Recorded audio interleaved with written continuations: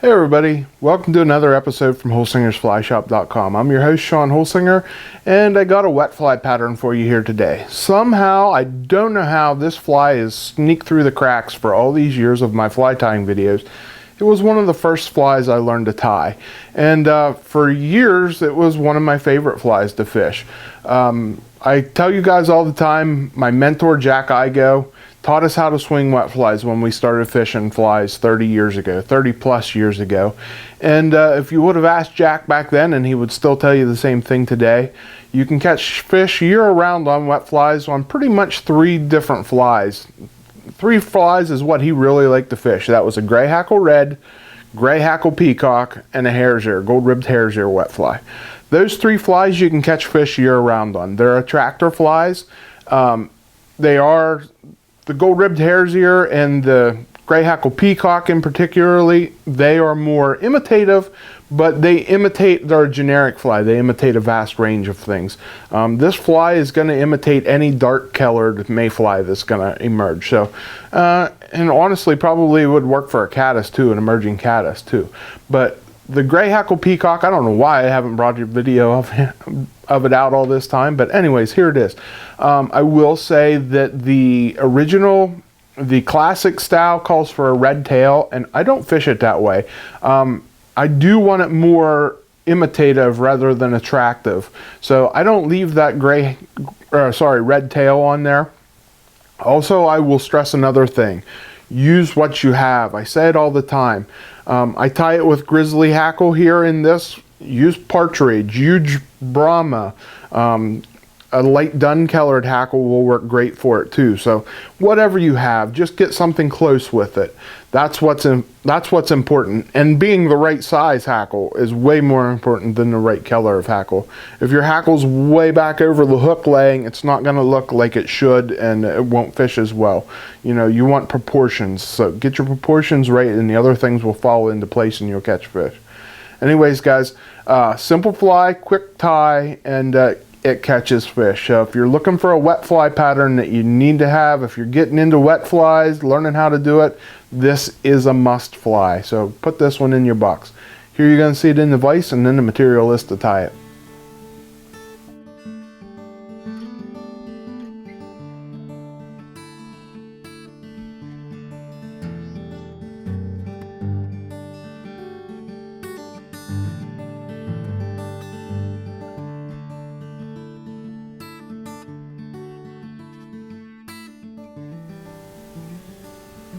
Okay, here you see the Grey Hackle Peacock in the vise. Very simple fly.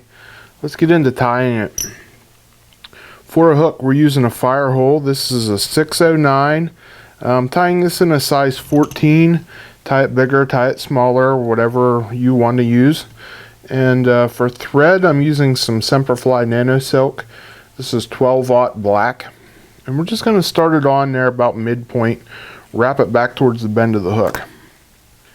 Next thing I'm going to do is put on some Brassie gold ultra wire and wrap it on there.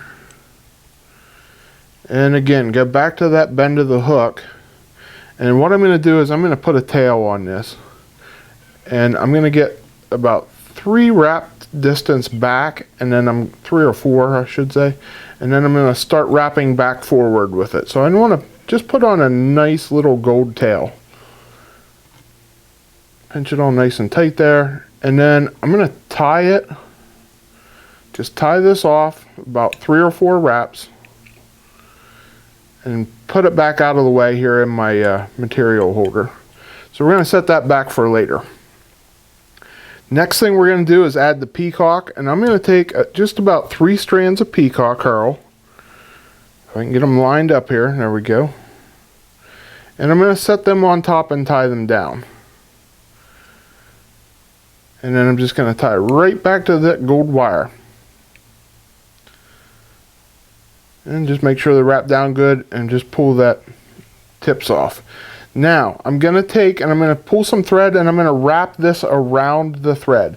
And I'm going to wrap, I'm doing this backwards to the camera for you guys, but I'm going to go under my thread first, and when I do that, it'll actually wrap around the thread as I wrap it forward. So just going to do about 5 wraps around that thread, and then I'm going to start wrapping it forward up the bend of the hook to build up some body here. I don't want to make this too thick. I want it a little bit thicker than that, so I'm going to go right back over that once. But then once I get it up to the point where I want it, about an eye length behind the eye, I'm going to have to unwrap the Peacock Herl a little bit like you saw there, and then I'm just going to wrap this off. And then we can just pull them off or cut them off, whichever one you want. Now we're going to go back to our gold wire, and I'm going to counter wrap this. So as I wrapped away from myself on the Peacock Herl, I'm going to wrap towards myself on this. This will help secure that Peacock Herl in place and protect it from the trout's mouth, so you get more than 1 or 2 fish out of it. Then once I get it up there behind the eye, just going to get it wrapped off nice and tight and helicopter it off. Okay, now it's time for our hackle. So we just want to build up a nice little head, not build up really, I shouldn't have said that. I don't want to build up much, but I want something to wrap the hackle down onto. And now I'm just going to take a Grizzly wet fly hackle, and I'm going to strip the tip back. I'm going to tie it in by the tip. So I'm going to strip the fibers back, and I'm going to tie that tip down right on top of my hook. And I'm just going to wrap right up the eye and then cut off that tip right there.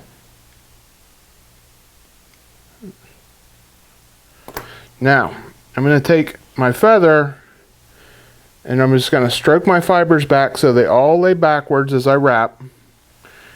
And as I wrap each time, whoops, there it popped off. That's fine. No biggie, it's going to happen to us. So what I'm going to do is I'm just going to make the tip of the feather again. I'm just going to pull a couple fibers forward. I might undo the last tip there and just pull that out, so I don't get building up too much here. And then we're just going to wrap the new tip down. Okay, it's no big deal when you do this. We're just going to keep on working. So now we're going to cut off this tip, and again stroking those fibers back, and I'm going to get 2 healthy wraps. 2.5 is usually about what I get on here. There we go. And I'm just going to pull it straight up and make wraps right behind it, trying not to trap too much.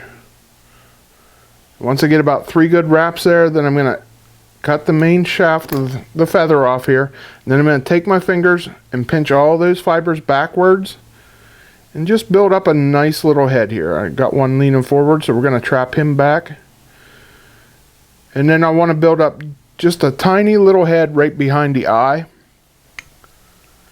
and we're going to whip finish, and we can build up that head with our whip finish. So don't build up too much before you whip finish. That's one of the reasons why I like the Nano silk here, is because I can keep a nice thin head. I didn't get too big with it. So trim off our thread. If you want to, we can, here it is. We can add just a touch of head cement here. This is some UV thin. Just put a little dab on there, hit it with the light, and we're all done. And that is a fish catching fly right there.